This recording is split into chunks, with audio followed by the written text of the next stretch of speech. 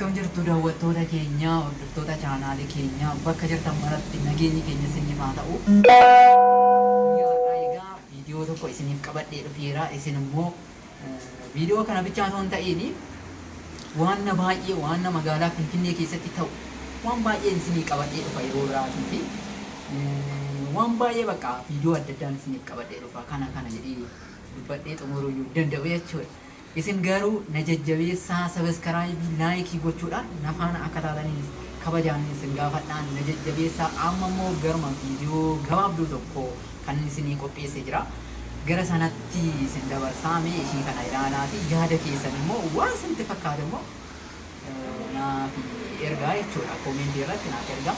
Sabiskiraaybii laayikii gochuudhaan na jajjabeessitan kabajaan isin gaafadhaan na faana ta'a.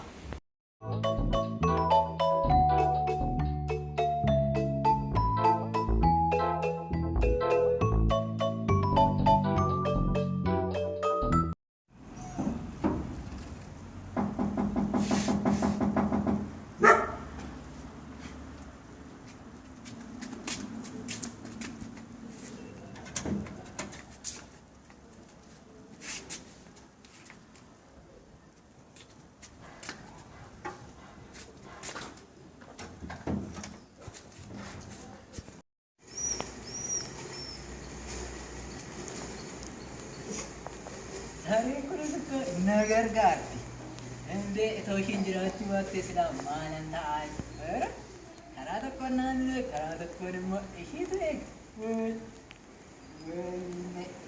jirat tu kan, sudah jirat the bukan anda makan ini. Enyut na bilbile,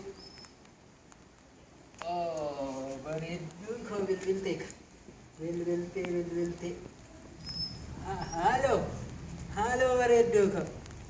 Akkam jirtu? Nagaadhaa? Lammaffaa naan bilbilini. Maaliin godhe? Hojii dandeessu?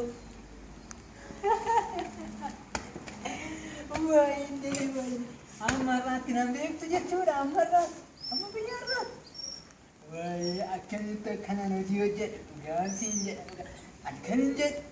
Guyyaan jedhu akkamitti akkanaan hojii kana akkamitti akkan hojjechaa jiru toona argite gaafa sana immoo akkamittiin akka bartu beektaa yommuu tokko sarraatiin jechuudha kan asii godhu kunoo isa ittiin qabatan sana isa harma ittiin qabatan sana kun asii magaalaa kanatti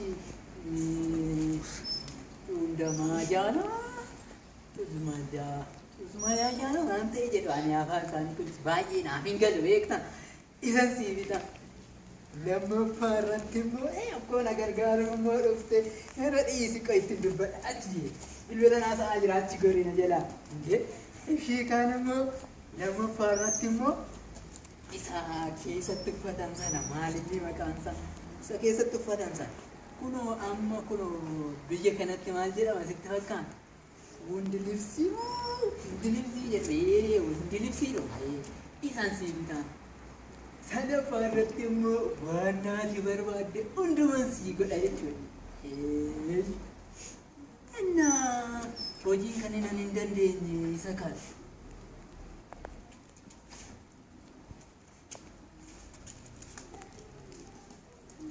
Coba teh, seksi. Seksi. Mali gadi tingkun. Mali sih. Akal itu sih kau disawar sih. Mali kau ada sih.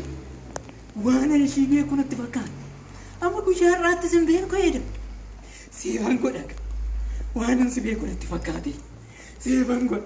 Naya gaman sih tu family dia.